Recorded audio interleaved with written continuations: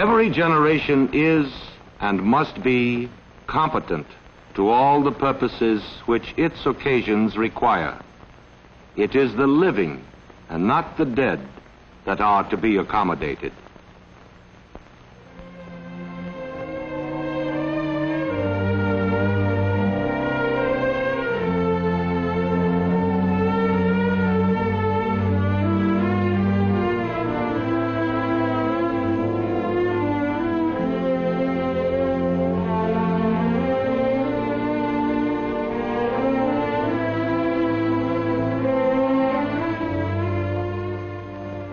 This is a story about a city.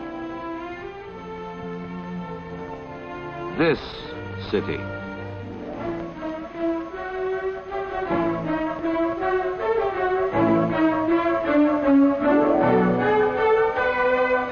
It is a story of streets and neighborhoods, and of the people who live in them.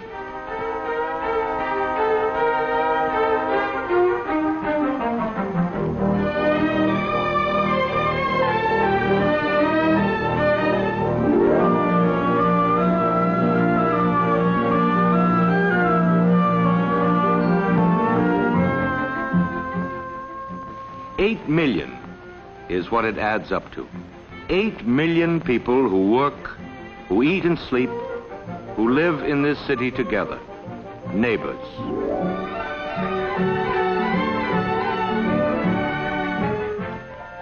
It is the people who make a city what it is. And in another sense, it is the city that makes the people.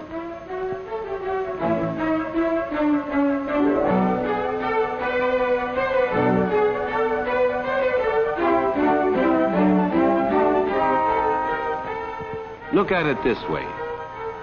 People come together for warmth or for safety, for comfort or gain.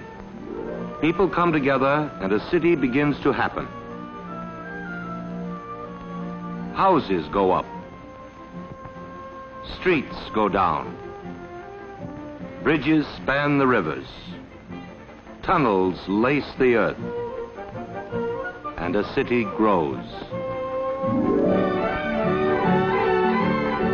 People keep on coming in the search for friendship, fun, for love,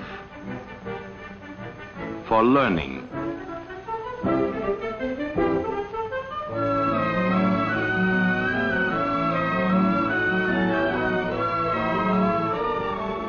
A city grows, changes, moves, and as the city rises toward the sun, it leaves behind a neighborhood like this, random, careless, cruel.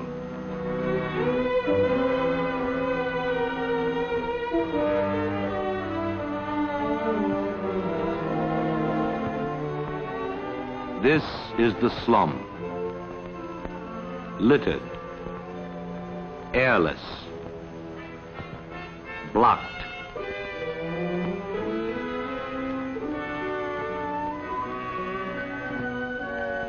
Backwash of a city's growth. In slum areas, death from tuberculosis is twice as much as that of other areas.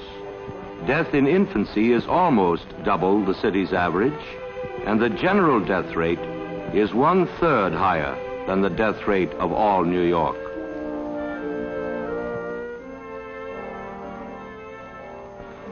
Many millions of Americans still live in habitations which not only fail to provide the physical benefits of modern civilization, but breed disease and impair the health of future generations.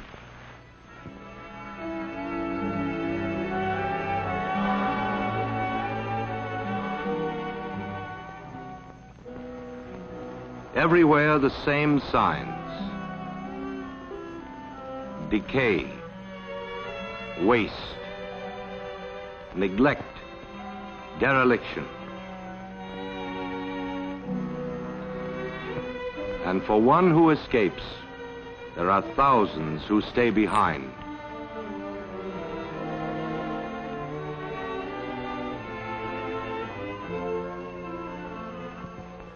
For reasons like this. Could I see the apartment? No. No. No children.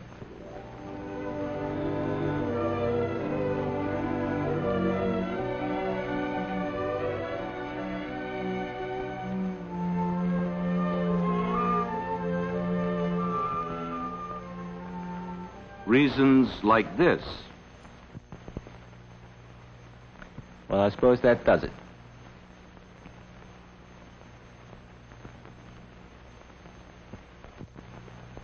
Mr. Greenberg? That's right. Sorry, the apartments are all gone. But that's impossible. They sent me here. The apartments are all gone.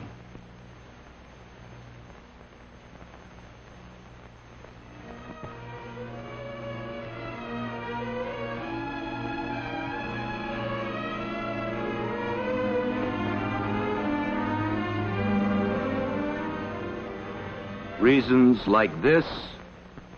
A month's rent in advance. $50 a month and $1,000 for the furniture. $1,000? You call that furniture? A beat-up old couch and a couple of moth-eaten chairs and a 10-cent painting? Well, I wouldn't give you a dime for it.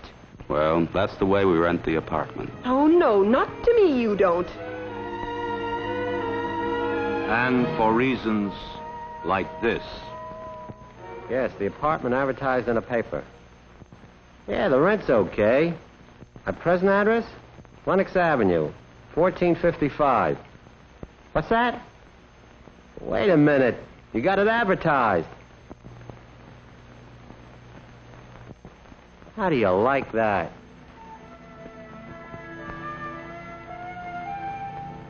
And so people live here ghetto-bound, by color, by religion, by poverty. Ghetto-bound because there is no place else they can go.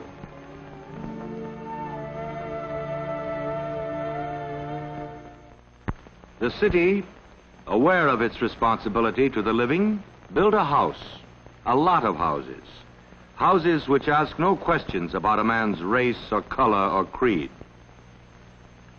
This is the first house the city built, 1935.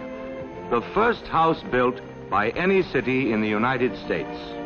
258 families moved in, paid $25 a month for 4 rooms, including gas and light, including trees. 1939, more housing, like this, Red Hook. 1940, Bladdock houses.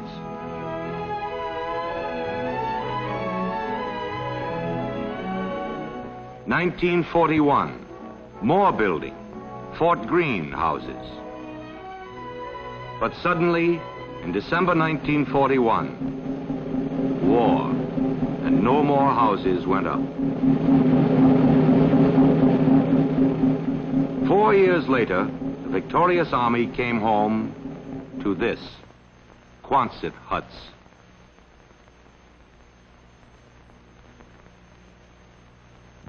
And this, evictions.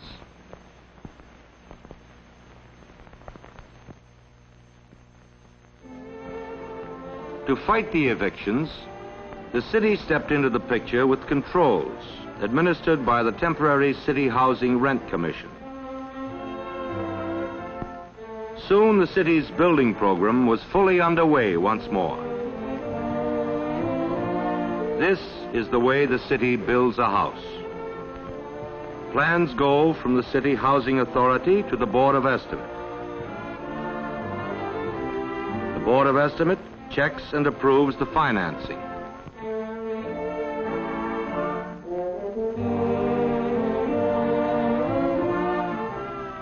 The Budget Director checks the City Housing Authority budget. The Department of Housing and Building checks the plans for fire exits, ventilations, specifications, safety.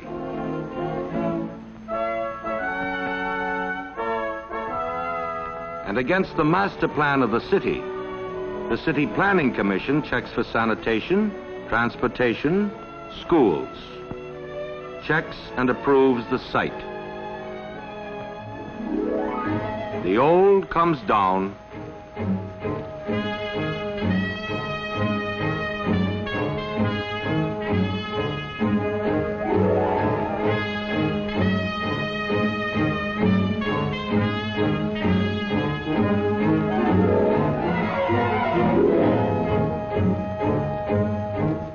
the new gets underway.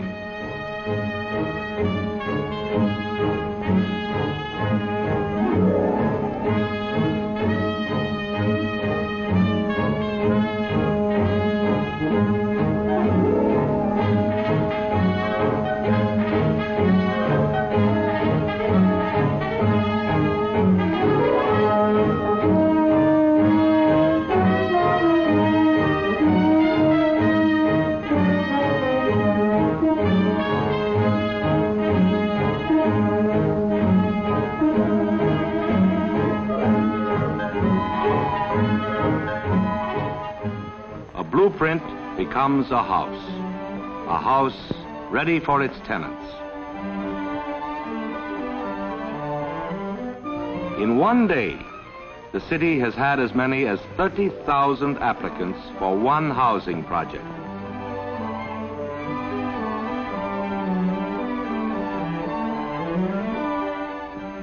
The forms are handed out, answered, mailed. The City Housing Authority asks questions. Citizen, resident, veteran, income, married, children, present living conditions. And a name becomes a number with a priority. In this interviewing room of the City Housing Authority, each applicant chosen impartially by a number tells his own story in his own way. And behind each story lies the same set of facts. No heat, no room to raise a family, rents too high, 6th-floor walk-up. The answer?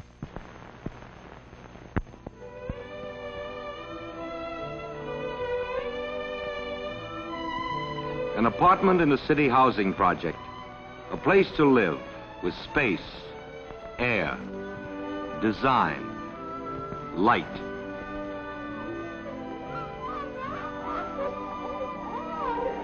"3,000 children live here. 2,000 families.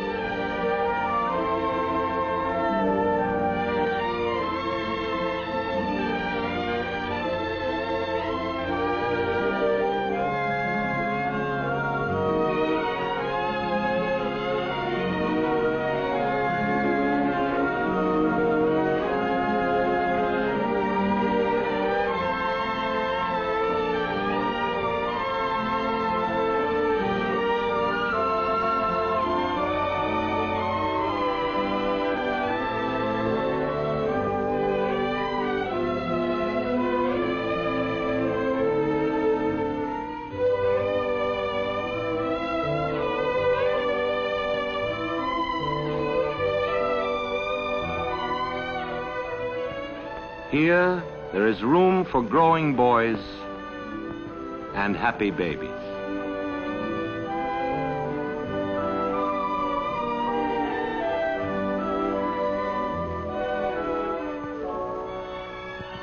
Here, the day begins with the family secure.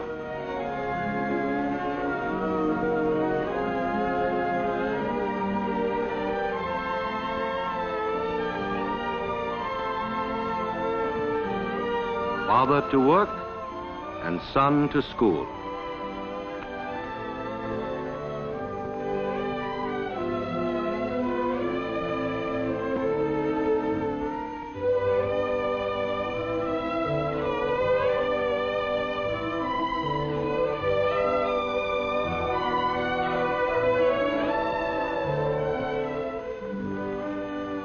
For the mother, housework is made so much easier.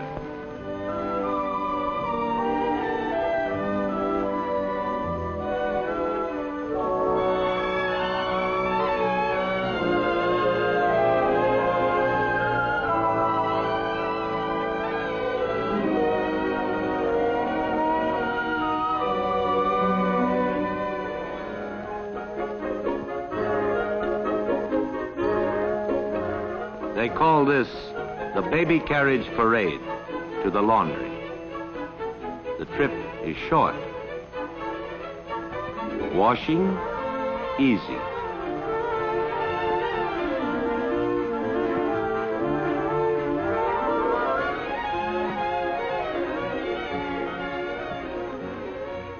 For the children of mothers who have to work, there is the nursery. All-day care.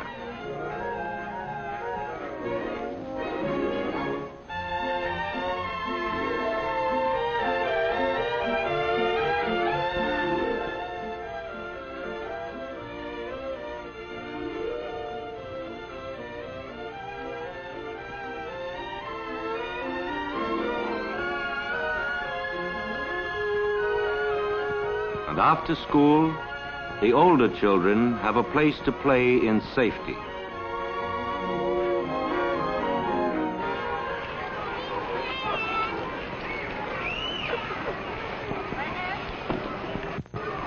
John!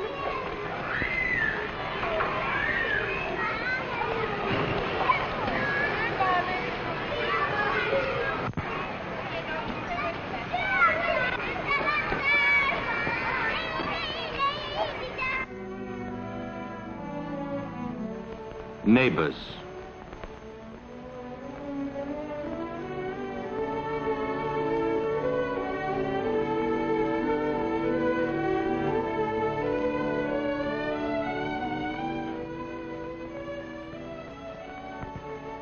In the evening, people come together in friendship and in common aim.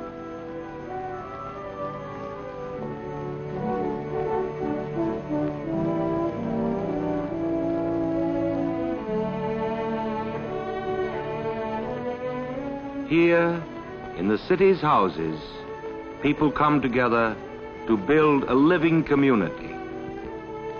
For, as Tom Paine said, it is the living and not the dead that are to be accommodated.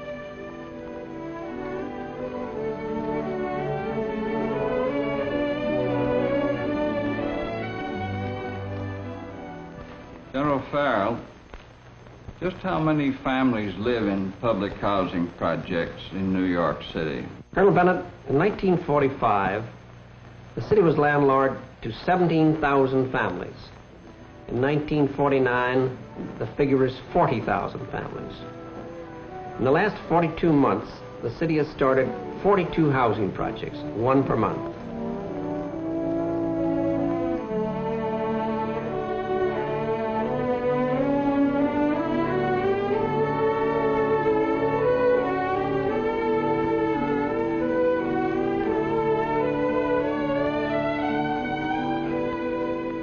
You have seen the slums, you have seen the new low-cost housing projects that have taken their places. The slum means disease and crime. The new projects mean health and happiness. Since 1946, when I became mayor, we have built low-cost housing to take the place of slums for 250,000 people, that is, by the end of next year. On the planning boards, we have plans for 250,000 people more. Every child is entitled to a good home. That is the least that we can do for the citizen of tomorrow. There is only one answer. The slum must go.